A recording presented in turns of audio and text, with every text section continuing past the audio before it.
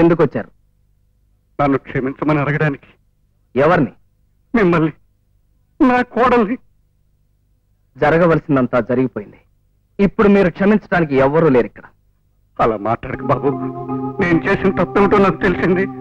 నీ పాదాలు పట్టుకుని మా కోడలు మా ఇంటికి తీసుకెళ్ళడానికి వచ్చాను. మా సీతను ఒకసారి పిలవండి ప్లీజ్. అయిపోయింది. ఇప్పుడు సీత వచ్చే పరిస్థితుల్లో లేదు. అయినా మీకు కావాల్సింది కోట్లే కానీ కోడలు కాదుగా. నా చెల్లెలు మీ ఇంట్లో కాపురం చేసినందుకు మీ ₹1,00,000 మీ మొహాన్ని కొట్టాను. అవుట్. మోహన్, ఈ పాట డబ్బు నాకొద్దు.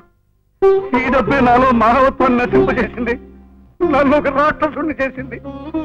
దయచేసి నా కోడలు నా ఇంటికి పంపించండి. నేను రుణపడి ఉంటాను ప్లీజ్. తీసుకెళ్ళి ఏం చేసుకుంటారు?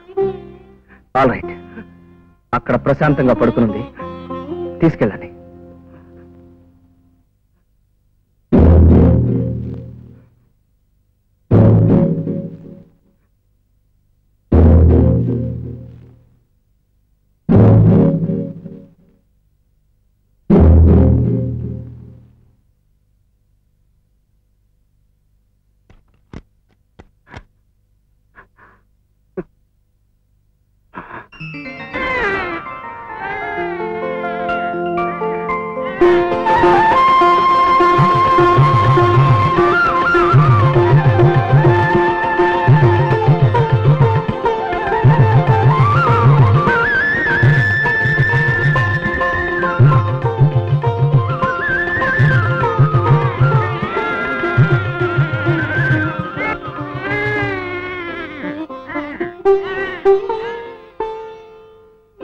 బాబు, తాత,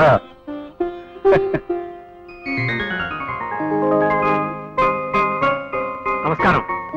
నా పేరు గురుమూర్తి, మోహన్ ఆఫీసు మేనేజర్ని. మీ అబ్బాయి పెళ్లికి కట్నం ఇవ్వాలంటే ₹1,00,000 అప్పిచ్చాను. అది తిరిగి ఇచ్చే కండిషన్ మీద. ఇదిగోండి, డబ్బిస్తే వాపస్ తీసుకోవచ్చు, కానీ పిల్లనిస్తే వాపస్ తీసుకోలేని, అది మీరు గుర్తుంచుకోండి. అంతేకాదు, మా మరిది రాజాకి మేనేజర్ గారు అమ్మని చేసుకుంటున్నాం, అది కూడా పైసా కట్నం తీసుకోకుండా. నో, మా తమ్ముడు కట్నం తీసుకోకుండా పెళ్లి చేయను. అన్నయ్య, ఎరా, నేను కట్నాన్ని తాళి కట్టను, కన్నె పిల్లకే తాళి కడతాను. Very good.